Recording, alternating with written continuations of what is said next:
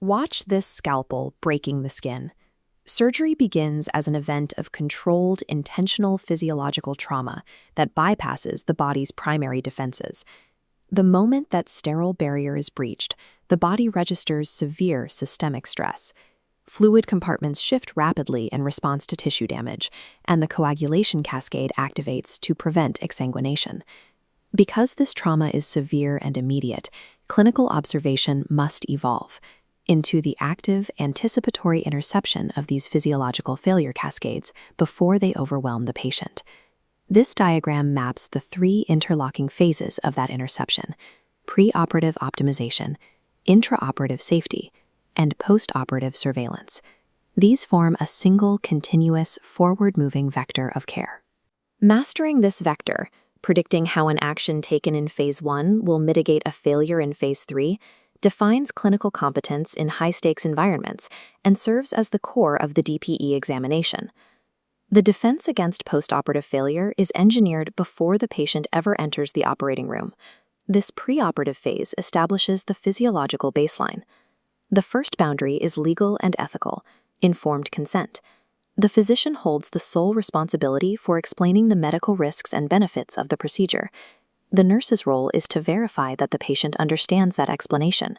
For that verification to be valid, the patient must be completely unmedicated. If a central nervous system depressant has been administered, the patient cannot sign the consent form. Next, physical preparation focuses on mitigating internal risks.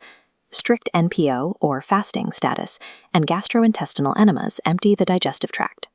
This removes the risk of massive peritoneal contamination if the bowel is accidentally perforated during surgery.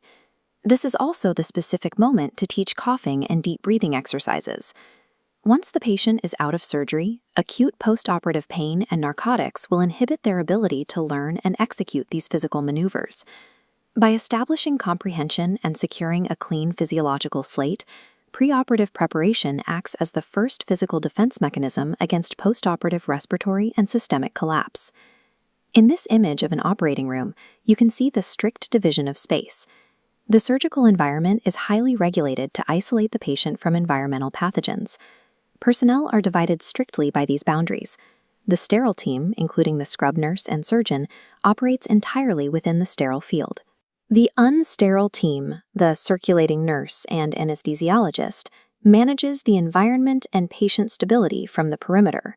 To protect against human error within this high-stress environment, the World Health Organization's surgical safety checklist serves as a strict procedural defense mechanism. It prevents wrong site or wrong patient interventions. This flowchart breaks down the WHO checklist into its three required stages: sign-in, time-out, and sign-out. The most critical checkpoint occurs during the timeout, where the entire team halts to lock in and verify the exact surgical site. Beyond the surgical incision, the operating room presents hidden physical risks. Long procedures require the patient to remain immobile on a hard surface, making neurovascular compromise from improper positioning a threat to tissue viability. These intraoperative protocols act as a rigid procedural firewall.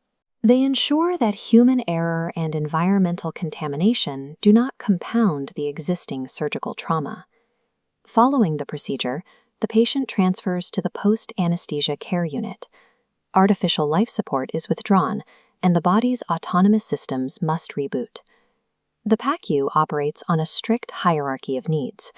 Assessing airway patency and respiratory depth takes absolute priority over all other vital signs. Because anesthesia suppresses cranial nerve reflexes, introducing oral fluids too early invites fluid into the lungs. The nurse must physically assess the return of the gag reflex before clearing the patient for any liquid intake. This schematic cross-section demonstrates how a closed-wound drain operates to mitigate internal pressure. By applying negative pressure, the device sections accumulating red serosanguineous fluid out of the surgical cavity and into an external reservoir, preventing swelling and infection. As the patient stabilizes, early ambulation and aggressive pain management are deployed together. Pain control allows the patient to breathe deeply and move, which mechanically intercepts blood pooling in the veins and fluid settling in the lungs. PACU nursing demands the active mechanical blocking of predictable trauma cascades, like hemorrhage and atelectasis, before they can breach systemic stability. Universal PACU protocols are only a baseline. Advanced care requires procedural specificity, adapting surveillance directly to the specific anatomical structures altered during surgery. This split screen compares two distinct surgical anatomies with entirely different risk profiles.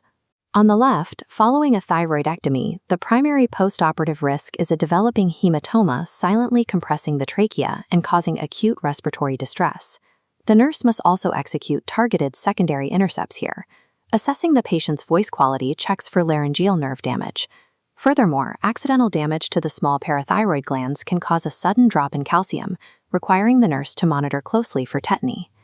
Looking at the right side of the model, a prostatectomy requires a different mechanical intercept. Continuous bladder irrigation is mandatory. Fluid must flow continuously into the bladder to flush out forming blood clots and prevent a urinary obstruction. But that irrigation introduces a systemic risk.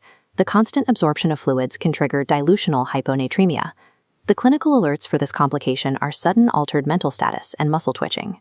Anticipating these highly specific anatomical failures separates basic monitoring from advanced clinical interception. Orthopedic procedures, specifically total hip and knee arthroplasties, present mechanical vulnerabilities that demand immediate stabilization. The nurse must execute frequent neurovascular checks, assessing skin color, temperature, and pulse strength distal to the surgical site is the only way to intercept nerve damage or vascular compromise before tissue death. For hip replacements, positioning is strictly constrained. The patient's legs must be maintained in abduction, kept apart, to prevent the newly implanted joint from physically dislocating. Gastric surgeries shift the focus away from biomechanics and onto gastrointestinal transit risks. Removing or altering the stomach can lead to dumping syndrome. If food transits too rapidly into the intestine, the patient will experience weakness, nausea, and palpitations 30 minutes after a meal. This is intercepted through precise dietary staging and fluid restriction during meals. Whether managing joint mechanics or gastrointestinal transit, the nurse physically adapts the patient's immediate environment to protect and stabilize the newly altered anatomy. Effective perioperative care operates as a singular, continuous vector of physiological defense. We optimize the baseline preoperatively, we verify spatial and procedural safety interoperatively, and we actively intercept organ system complications postoperatively. This high-yield revision graphic highlights three major pitfalls on the DPE examination. First, regarding informed consent, remember that the nurse verifies comprehension, but does not explain the medical risks. Second, regarding endocrine risks post-thyroidectomy, you must actively watch for signs of hypocalcemia and tetany caused by parathyroid injury. Third, regarding orthopedic positioning, you must maintain abduction to prevent hip dislocation. Rigorous adherence to these principles of anticipatory surveillance, combined with meticulous clinical documentation, forms the ultimate safeguard against surgical mortality.